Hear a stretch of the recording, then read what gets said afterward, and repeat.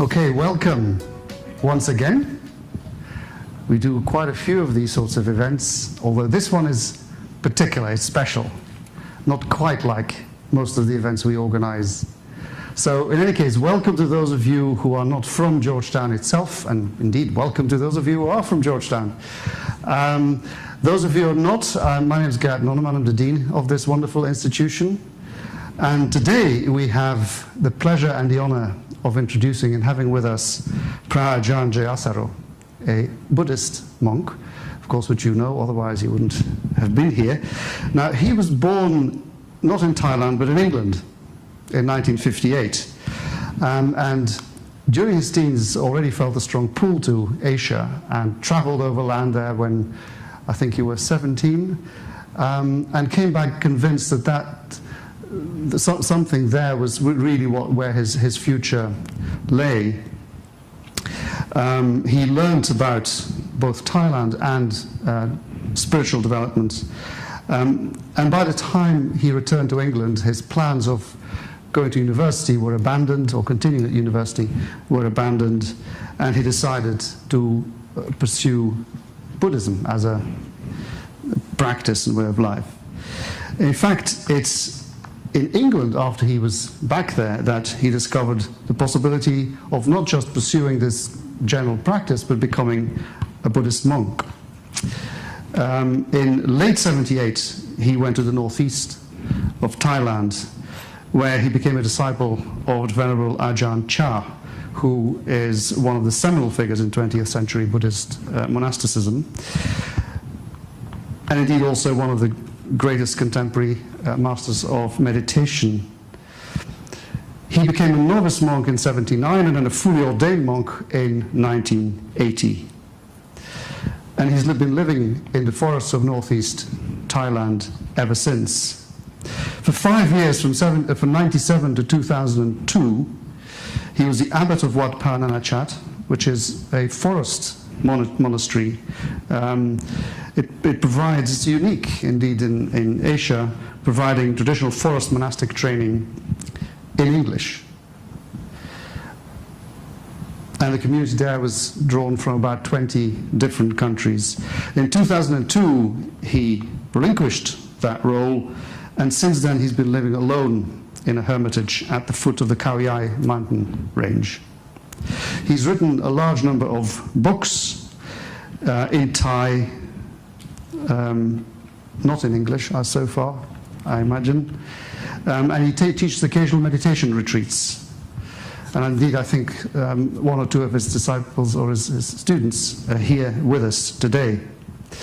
He's also, for the last few years, been an advisor to a growing movement that seeks to integrate Buddhism or Buddhist practice into Thai education.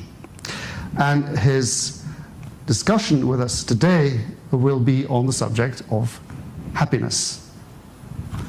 I will leave him to lead, first present his thoughts on that, share his thoughts with us all, and then he will simply have an informal question and answer session after that.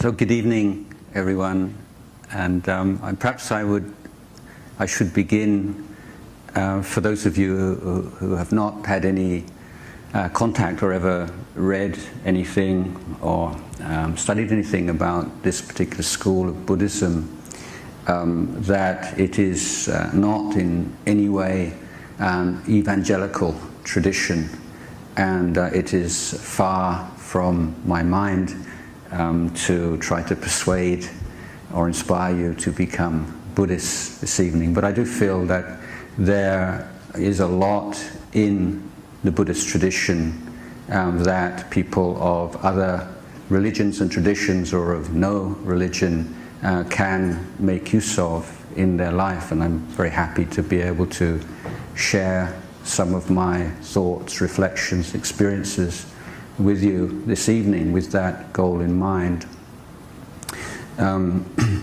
One of the key teachings, or not a key teaching, but one which has quite an influence on his students,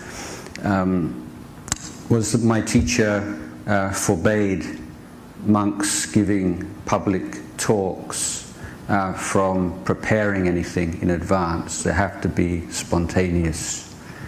So one of the most enjoyable elements of giving a talk for me is that I don't really know exactly where it's going to go. And so the talk won't be particularly well structured, but I hope that nevertheless I will be able to share some things with you which you will enjoy and benefit from. I'd like to begin with making just a general observation about Buddhism, because it can be quite a puzzling and elusive tradition for those who brought up in other religious traditions and cultures. And I would like to suggest that the religions that grew up in this part of the world, in the Middle East, Judaism, Christianity, Islam, the great monotheistic traditions, may be grouped together as belief systems.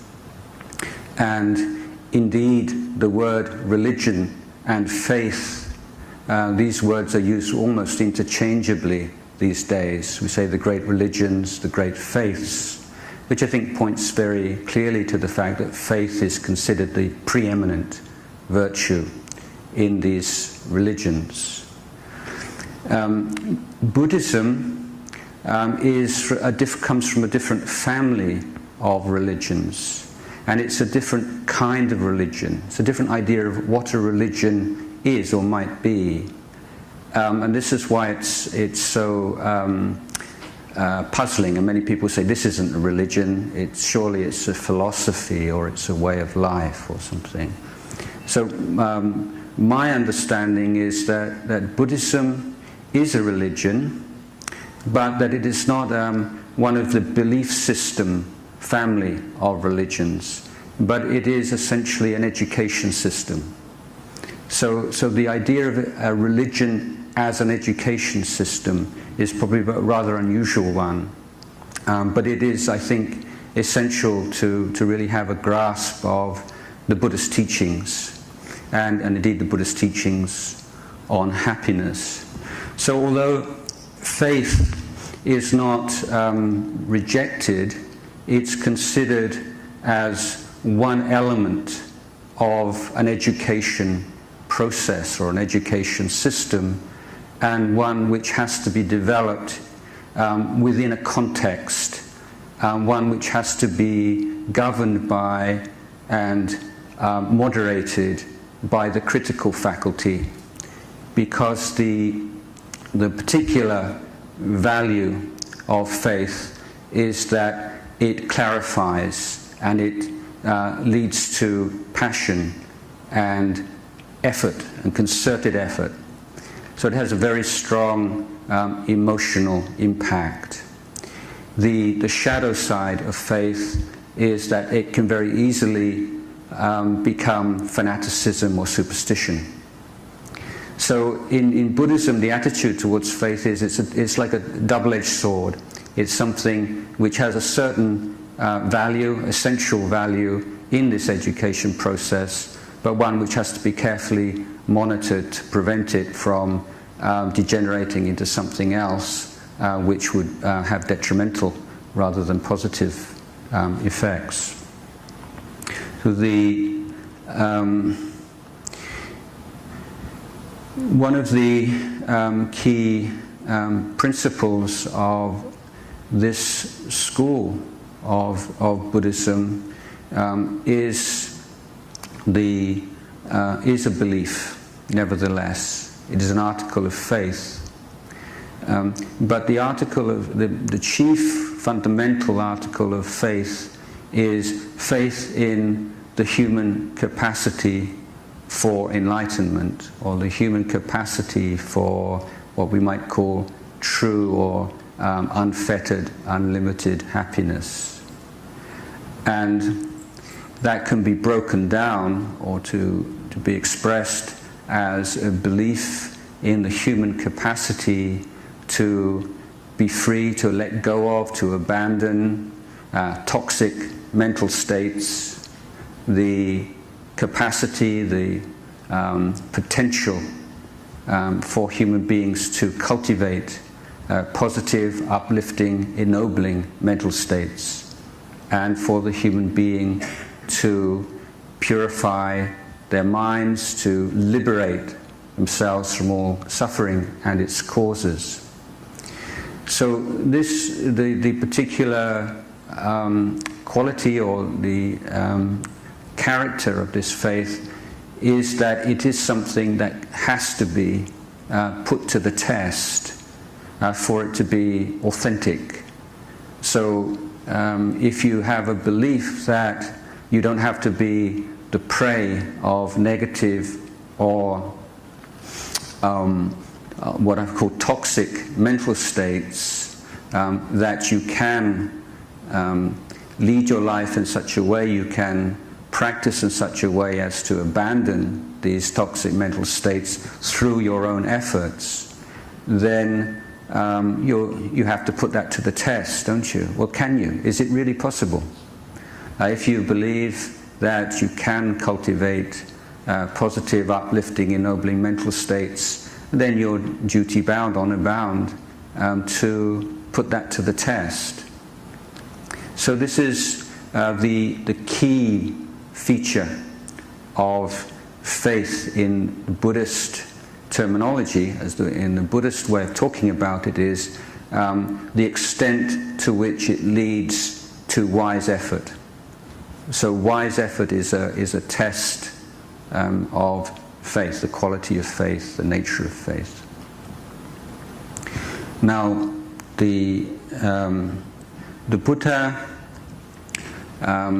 proposed that life for what we call the unenlightened individual is one which is never free from the shadow, at least the shadow, of some kind of pain. That there is within us a fundamental sense of lack, or something not quite right, something missing. We might call it a lack of true happiness. Now the word which is used to express this in the Pali language used by the Buddha and in which the Buddhist texts are expressed is dukkha, which is usually translated into English as suffering. But the relationship between suffering as it's usually understood and dukkha is a little bit like the difference between a very bright red color and the concept of color itself. So it's one very bright, very prominent, extreme expression of color, but it doesn't express the concept of color altogether. And dukkha is a concept that covers the whole spectrum of experience, right from quite severe physical and mental distress all the way up to very refined states of bliss and pure consciousness. The unenlightened being is always presented, always influenced by this sense of lack, and we seek to escape from that sense of lack in various ways, some more skillful, more intelligent than others. The Buddha taught that our efforts to escape from this sense of lack, that something's not quite right, that something's not quite fulfilling, that however much we have, however much we get, is still not quite enough, that we tend to assume that the answer lies to in the gaining of some particular kind of experience, and we look for that experience outside of ourselves. But the kind of classic simile or metaphor for that kind of search is that of someone with a cracked vessel in which the liquid flows out relentlessly, tries to increase the volume of the fluid which is poured into the vessel, rather than repairing the vessel itself. So in the search for happiness, and the very fact that we search for happiness, is in itself an admission that we feel we lack it, is based upon certain premises, basic understanding of who we are, what life is, and what is happiness, which are often unexamined and based upon things that we've been told, things that we've absorbed through the culture and through our surroundings. And Buddha tells us to take nothing for granted, absolutely nothing, and to really look at the nature of happiness as we experience it, or to the extent to which we've experienced it, or to the things that we believe give us or will give us happiness, and to our experience of the lack of happiness, and to the one who wishes to be happy. Who is that one who wishes to be happy? So we often have a lot of contradictory, conflicting ideas about who we are, about what we want, and many of us, I think, can be, there's quite a disconnect between the logic and the systematic way we approach our life in the world and our careers, and the way that we approach our inner life, completely lacking in any kind of systematic analysis, systematic development of those causes and conditions that lead to happiness. So this particular phrase I just used there is one of the most important and most commonly used phrases that comes up again and again in Buddhist discourse: causes and conditions. So we're always taught to, what are the causes and conditions for success? What are the causes and conditions for failure?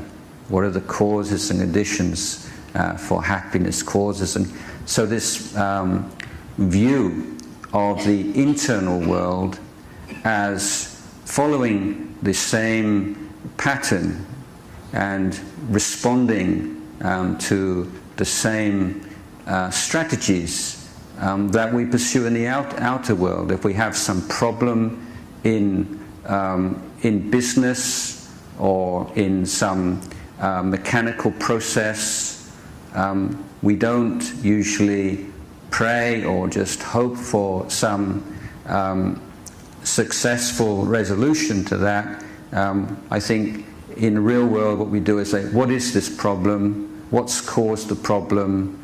What can we do about it? And so the Buddha is saying we should try to apply this same kind of effort to our inner being and our inner experience. And that it's not anything mystical or highfalutin, it's just an elevated form of common sense, if you like. So we're taught to observe our experience. So what is it that, when do we experience feelings of happiness? Are there different levels, different kinds of happiness? If there are they compatible, or is it possible that certain kinds of happiness have to be abandoned or have to be put to one side if we want to experience other kinds of happiness? Is there a hierarchy of happiness? Is it possible to say certain kinds of happiness are superior to other kinds of happiness? This is the kind of analysis and effort that the Buddha recommended for us. So one proposal, one hypothesis here is that the more conditioned an experience of happiness is, the more inferior it is. The less conditioned a form of happiness is, then the more superior it is. And that the ultimate happiness is one which is completely unconditioned. So experience of pleasure and happiness through seeing something beautiful, hearing something pleasant, some pleasure, happiness experienced through the senses is not considered sinful or bad, but really kind of low quality happiness, because it's dependent on so many causes and conditions, few of which we have control over. It's also dependent upon the physical body. So certain pleasures available through the eyes become less accessible as the power of sight declines through age, or if there's an accident and you lose your sight, then that access to that particular kind of pleasure is completely lost. But also in the physical body, the pleasure and happiness we experience through the physical body is usually related to some kind of stimulus. And the kinds of pleasure dependent upon stimulus tend to be affected by the law of diminishing returns. And that's seen most obviously, of course, in drug use, where to begin with somebody might take one pill or one dose and experience some pleasure, but then after a while they need 2 pills to get the same pleasure they got from one, and then more and more and more. So the kinds of pleasure that arise through the body are subject to the law of diminishing returns. Also, the physical body can only take so much stimulus, and then it gets tired, it gets exhausted, or we need to sleep, we need to eat, we need some kind of relief. So these are a few of the reasons why the kind of pleasures, the kind of happiness that we experience through the sense doors are rather unfulfilling. And there's always this sense, as I say, of it's not quite enough. You know, before very, and if we look at the whole process of searching for, experiencing pleasure, the world, we notice that the actual feeling of desire for something is in itself, as a feeling, is rather unpleasant. And when we want something, we say we really desire something, at that moment we can perhaps observe that partly we want to get rid of the feeling of desire for it. The attainment of the object will take away this sense of lack and desire. And in the effort to gain some particular experience, some particular object which we feel will make us happy, then we can often notice that we may be willing to compromise on certain moral standards, because the desire to gain something is so compelling that we can start to tell lies to ourselves, or think, well, it's really okay, or everybody else does it, and be obviously a major cause of corruption in the world. But the tension of desire builds up, and the way that we look at other people changes. From people being friends and colleagues and loved ones, they can often become to see competitors, because usually the things that we desire are things that other people desire. We start to feel jealous of people who already have those things that we think will make us happy. So a lot of these, what I would call toxic mental states, are arising together with this effort to attain some particular kind of object which we believe will provide us with happiness. And at the moment that we do experience that object, the incredible high, the rush that we feel, is often, to a large extent, just the release of the tension of desire for that object. And once we have gained an object, then we meet another very powerful, probably one of the most powerful features of human psychology, and that's the fact that we get used to things, that we can't sustain the same intensity of pleasure in even the most wonderful and desirable object. We get used to things, and if something is very important to us, then of course before long we have all the tension and the worries about protecting it, looking after it, and then deep in our mind is the fear of separation from that object and the eventual separation itself. So if we look at the whole process of desire, search, attainment, even more so of course of disappointment when we can't get the things that we want, but even in the case that we do, then you see it's rather unsatisfactory. So one of the ideas I'd like to share with you today is that we put too much attention on those things, those experiences which we believe will provide us with happiness, and not enough attention on our capacity to experience happiness. So I'm talking about happiness here, or as a faculty of happiness, as it were. So we can talk about it like an appreciation of an artwork. Let's say someone who has had no formal education and was to look at a cartoon and the Mona Lisa or some masterpiece of Western art. It's quite likely, I think, that the uneducated person would prefer the cartoon. But with education, the appreciation of the genius of Da Vinci or whoever, then the appreciation of the work of art increases.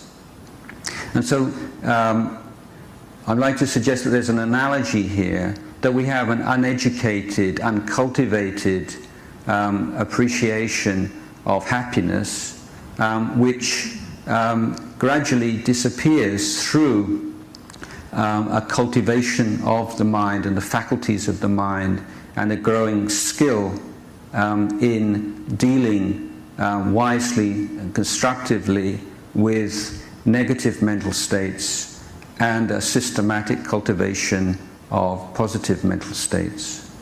Of these positive mental states, one key one which you may be familiar with, because it's becoming almost a buzzword these days in many different fields, and that's mindfulness.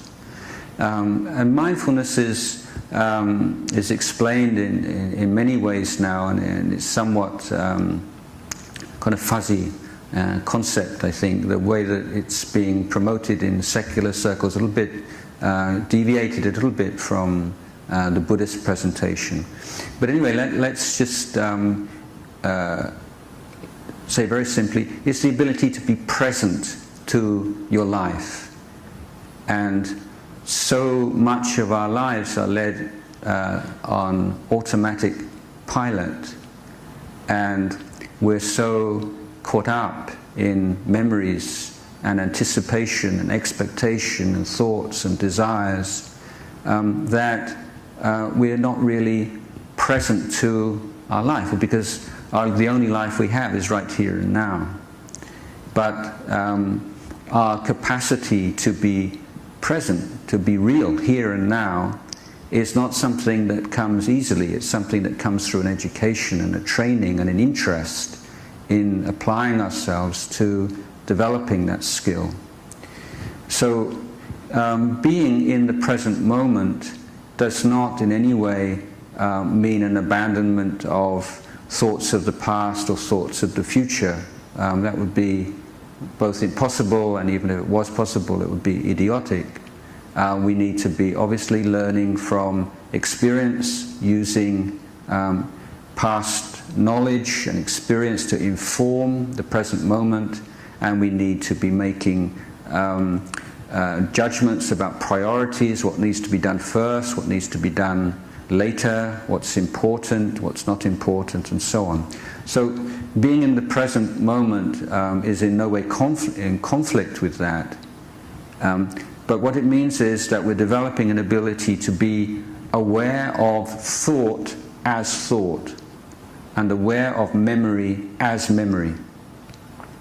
So not becoming caught up in and identifying or creating a sense of self from memories or thoughts, not retreating from present moment, present challenges into thoughts and fantasies and memories, but developing ability to be present to life.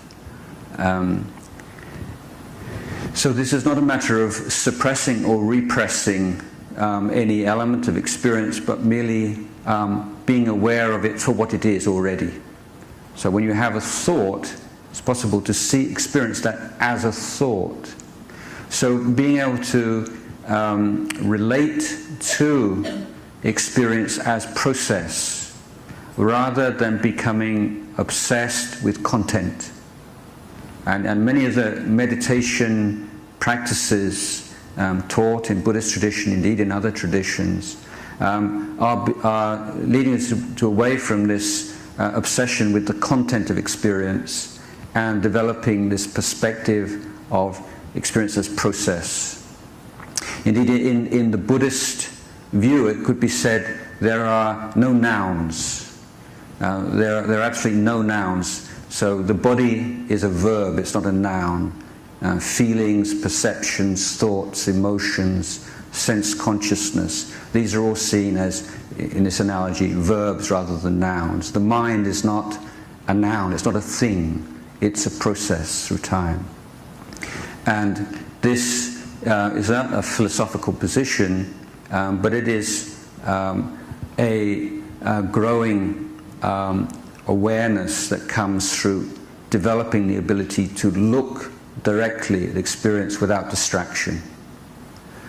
So our minds are these days on so much of the time on such a superficial level that we're alienated from what's really going on inside of ourselves. Now with the advances in modern technology, we can know within a matter of seconds or minutes what a friend the other side of the world is having for breakfast, but we don't know what emotion or what feeling is present in our own minds. So the ability to communicate trivial, pointless things has advanced incredibly, but our ability to be aware of what's really going on in our hearts and minds, and what really makes us happy and what makes us unhappy, is something that we give far too little attention to. So we need, I think, to be able to stop and to take stock and just to look what's going on here right now. Otherwise our attempts, our search for happiness will only ever be a kind of blind groping in the dark. And even when we, through a fluke or good fortune or through some effort, we experience some happiness and pleasure in our life, we tend to find ourselves unable to sustain it because we don't really understand the structure of it. And if we are an uncultivated mind, particularly, is constantly the prey of thoughts and emotions. And I'm sure you've had experiences where you're in a beautiful place with someone you love, someone you like, everything's going well, and then somebody says something, get offended, upset, anxious, insecure, and suddenly this negative emotion completely envelops the mind, and all of the external conditions for happiness become meaningless in that moment. So for the uncultivated mind, it's much harder to be happy than unhappy. And when we do have these short bouts of pleasure and happiness, we find extremely fragile and very difficult to take care of them and look after them. So, simple observation that for any experience of happiness, we need external and internal conditions to be present, supporting conditions, and that the internal supporting conditions are more important than the external. They don't completely outweigh or replace the importance of external conditions, but they are more powerful. So you can be in a miserable place and you're in a good mood, you're in good company, or for some reason you're happy, and that mental state can mean that you're not oppressed by the unpleasant situation at all. Whereas you can be in a wonderful place with wonderful people and feeling miserable, and those things have no meaning at all. So the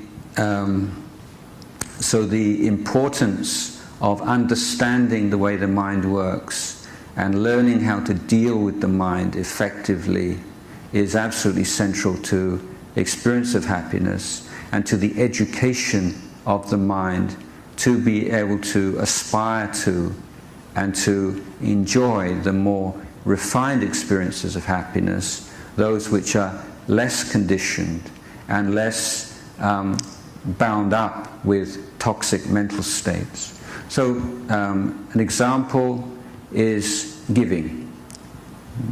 Basic example, if we give, we share, we serve others with no wish for any kind of reward, then I think this is a form of happiness and pleasure which all of you have experienced.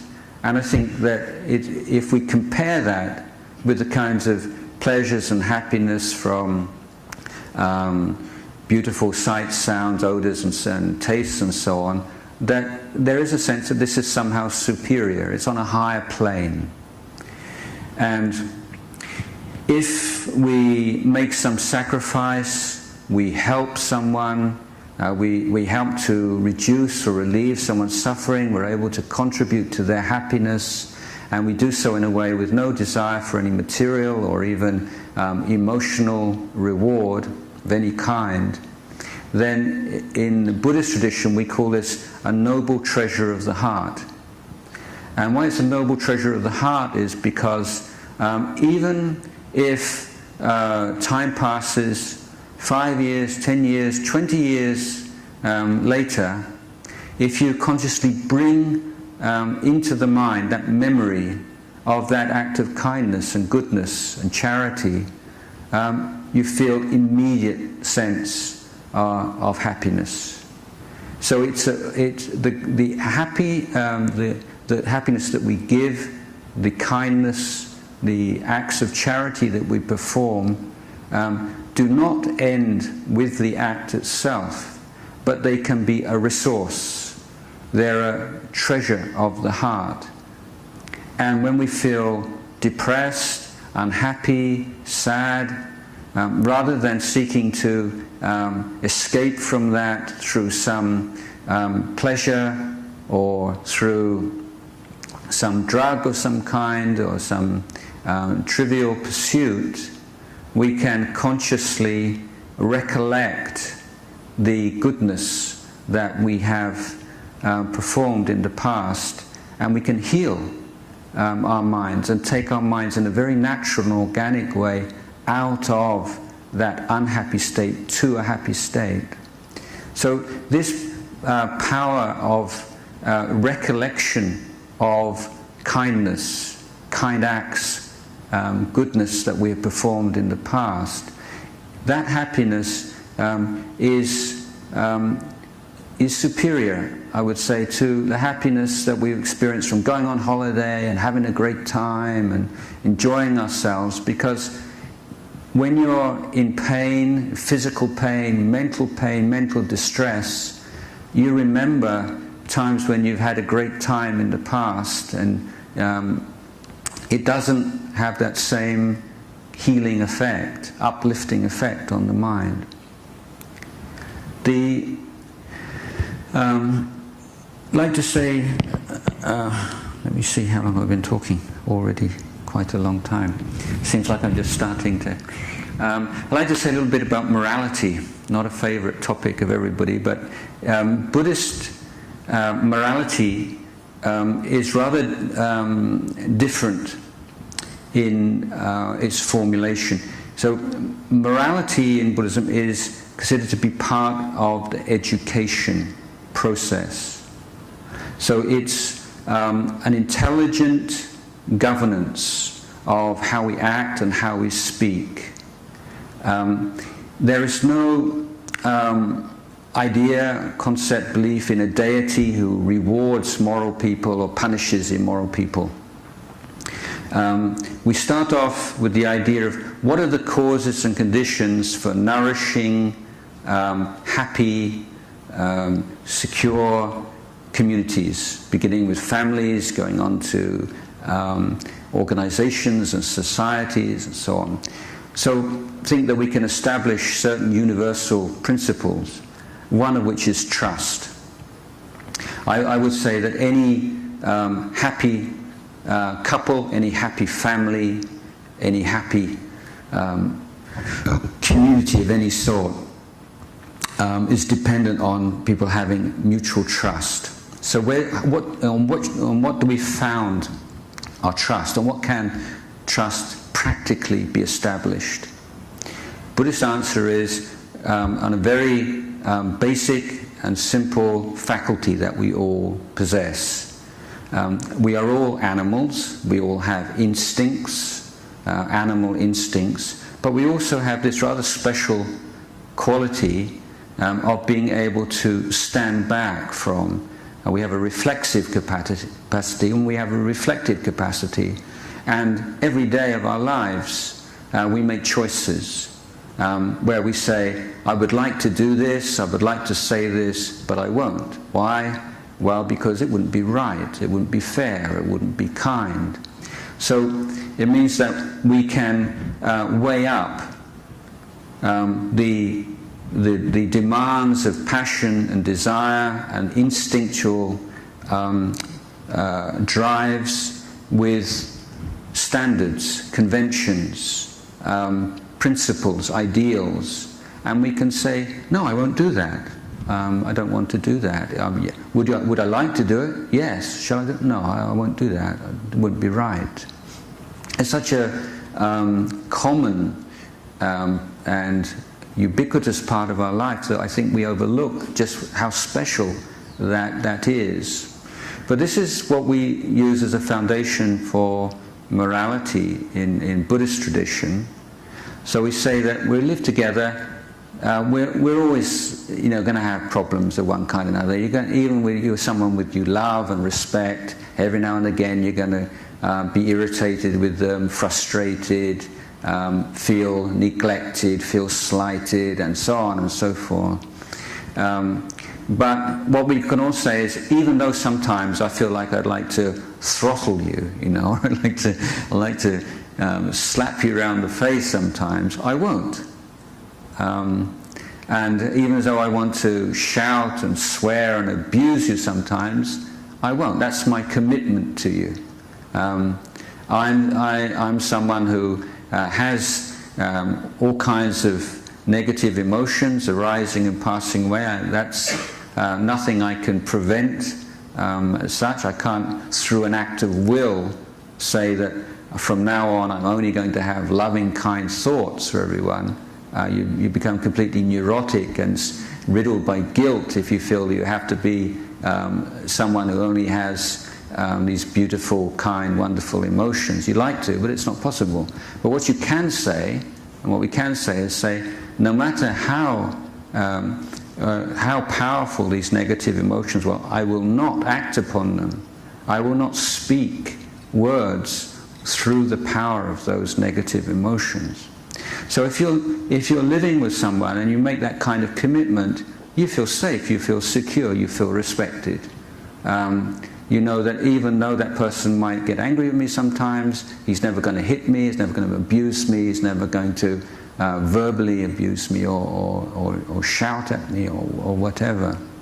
So the precepts that a lay Buddhist take, 5 precepts: not to kill, to steal, to commit sexual misconduct, to lie, to take alcohol or drugs. The actual phrasing of the precept which is taken is, I undertake the precept to refrain from killing, harming, as a means to educate my conduct. This is the actual phrasing. So it's a training, it's an education of conduct that we take upon ourselves. Now the essential principle here is it has to be voluntary, because you see the value of it, and because you see the suffering and the conflicts that arise from not governing conduct. So with that wholehearted assent and aspiration to cultivate, to train your conduct, you take on these precepts. And over the course of time, the being able to live your life within these boundaries which you have established yourself, not been imposed upon you from outside, not keeping them because you're afraid of some punishment that comes, because you want to, because that's the commitment that you're making to this life, to this community. And when you're able to maintain those boundaries and those standards, even in difficult situations where there are all kinds of temptations to go outside of the boundaries or to break these commitments, after a while there's a sense of self-respect that arises, self-confidence, and a real sense of happiness that comes. And so this is a kind of happiness which I think people overlook or don't necessarily aspire to. So this, and in Buddhist tradition, this whole what's self-esteem? We talk about where does self-esteem come from?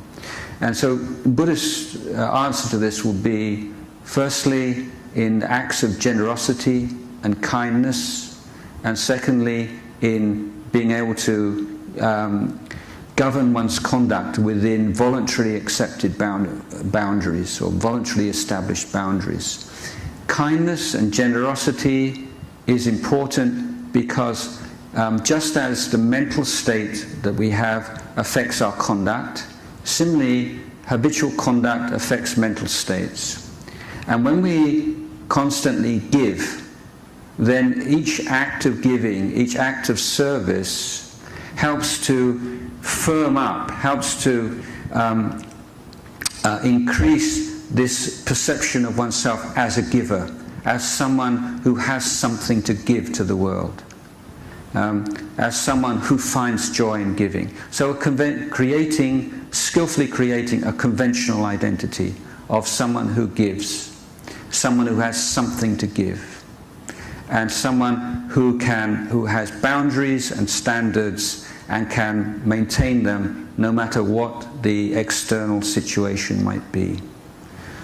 So there's a lot of interest these days in Buddhist meditation techniques, but often I feel it's rather superficial, and people, I want to live exactly the way I'm living right now, but I don't want to experience the tension and the mental suffering that arises from it. So I want to be peaceful, but how can I be peaceful without giving up all the things that prevent me from being peaceful? And so meditation can be just a rather superficial therapeutic device, maybe a little amount of stress reduction. But in Buddhist point of view, it has to be embedded in this whole attitude to life of cultivation of conduct, cultivation of emotions, and dealing with negative emotions well and positive emotions. So the training of the heart and that which is providing the foundation for the more subtle and the higher kinds of happiness is based upon effort. So the four kinds of effort. One is the effort to prevent the arising of unarisen toxic mental states. How can we live our lives, act, think, care for our minds in such a way to prevent the arising of toxic mental states? In the case where unsuccessful toxic mental states have arisen, what are the steps that we can take to deal with those most successfully, to reduce them or to completely eliminate them? How can we live our life, how can we act and behave in such a way as to instill or to create positive, uplifting mental states? How can we take care of them, nourish them, nurture them, and bring them to maturity? So this is the essence of what we're doing in meditation practice. This is the direct application of these four kinds of effort. So it's not like meditation is this kind of thing you do in order to get a reward at the end of it, which you could call peace or enlightenment or whatever. But you're developing very important life skills. And meditation, no matter how it might be in different religious traditions and so on, I think one of the important features of it is that we're stopping. Just for a moment, we're just putting down all these conventional identities of ourselves as sons, daughters, fathers, mothers, brothers, sisters, bosses, employees, students, and whatever, and just coming to this experience of life itself, unmediated by all these ideas and concepts, the raw experience of life itself. And I'd like to share a kind of an exercise or a mental image. Let's suppose that someone is incredibly self-confident, and their confidence based on their ability to walk in a straight line. Okay, let's say it's me. So I believe I can walk in a completely straight line for 8 hours, for a whole day. And so go out in the middle of the desert where there are no identifying marks, no buildings, no trees, no anything. And I walk for 8 hours in a completely straight line. And I know, I can feel it, that I'm absolutely straight, even though there are no landmarks to prove it. And someone is monitoring me, and he uses a compass, and he says, wow, that's really incredible. Ajahn Jayasaro's walked 8 hours in a straight line, and he's only deviated 1 degree from true north in 8 hours. Amazing. So next day, I prove that I can do it again, and I walk in a completely straight line, subjectively, absolutely sure, and 1 degree in 8 hours of walking is pretty amazing. But if I keep doing this, you see, after 90 days, from true north, maybe I'm walking in a westerly direction, and in 180 days, I could be walking due south. So the analogy here is that I believe that so many of us wake up to a certain extent, maybe in a cold sweat, 2 o'clock in the morning, 40 years old. How did I get here? You know, I thought I was walking true north and I'm walking south. You know, how am I doing exactly the same kind of things that I thought I would never do? All the things as a young man or a young woman, I thought, I don't want to be like that. I don't want to do that. And here I am doing it. Here I am. I'm just like that. And I think that it's like this. You're just deviating. It's not like you're making these big, huge mistakes in life where you should go left and you go right, or you do some really stupid, dumb things. It's more just this general, just little by little, you know, just deviating from the path that you set for yourself in life. And one of the advantages of this daily period of meditation or reflection is just resetting the compass. And when you stop, just for a while, then suddenly you just get this thought like, why am I making such a fuss about such a stupid thing? Come on, just put it down. Or sometime else, this is not a small matter. This is really, I need to do something about this. So it's like we have all this wisdom, just basic wisdom, but we can't hear it. It's like we've got this radio on and this really loud blaring music, and this quiet voice of wisdom is completely obstructed and obscured by this loud noise. So if we can make time every day just to turn off the noise, and to learn how to turn off the noise, because it's not so easy, and then to listen to this wisdom. And often we really do know what's what, but we've lost that faculty of communicating with ourselves. We're communicating with people all over the world, and we're not communicating with ourselves. So just to end the talk, I would just like to say that the fundamental conditioning factor for unhappiness are the toxic mental states that arise from a lack of examination, lack of understanding about the nature of the body and mind. And that through looking, observing, learning from our experience, adopting this attitude of a student of life, a student of experience, then we can start to ground ourselves in those things that do make us happy. And begin to see a lot of things that we've been taught will make us happy. Yes, they don't. Everybody else may think so, and the whole culture may be telling us so. We don't. But we look at our minds very honestly, it doesn't work. And we can find that if our mind is bright and clear, and we can develop this sense of love and enthusiasm, interest in our duties, our responsibilities, then even the most mundane and despised of activities can produce a real sense of well-being. So we need to be taking responsibility for our lives. We give far too much importance to externals. We say, he or she disappointed me so much. He hurt me. She hurt me. And we give this power to other people and other things and completely denigrate our own self or overlook the fact that there's no body, there's no thing that can make us suffer.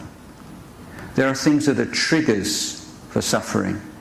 But if there is not some ignorance, some craving, some internal toxic mental factor in ourselves combining with that, suffering cannot arise. So if we were to put a hand in a fire, whoever it might be, it could be a saint, it could be a sinner, it could be a professor, it could be a schoolboy, a man, woman, Muslim, Buddhist, whoever, put their hand in the fire to get burnt, because it's the nature of fire, the nature of human skin. But somebody says something slighting, someone shows contempt for some other person. It's not the same, is it? Somebody might have a very strong emotional reaction, somebody might have a mild emotional reaction, somebody else might have no emotional reaction at all. The same person at one particular time might have a strong emotional reaction, other time not. So many different things affecting the emotional reaction. It's not a simple cause and effect. So there is, we can look again and again that there are negative mental states, bad habits in our past that now we can see we are to a certain extent free of, and that there are positive mental states that were not present in our life some years ago that are now. So we can conclude from that, I think, that we do have the capacity to make positive changes in our life, that this transformative power lies within ourselves. It doesn't lie outside, but it's something that we all possess by virtue of our human birth. So the experiences of happiness become more and more refined, and the more and more refined they become means that the more and more stable they are, until it's not a happiness arising dependent upon a particular situation, a particular relationship, but that happiness is an expression of being, and in that sense it's completely invulnerable, and it's a refuge and a joy throughout one's life. So I'd like to end the talk at this point. So I just want to say thank you very much, personally on behalf of Georgetown and all of us here.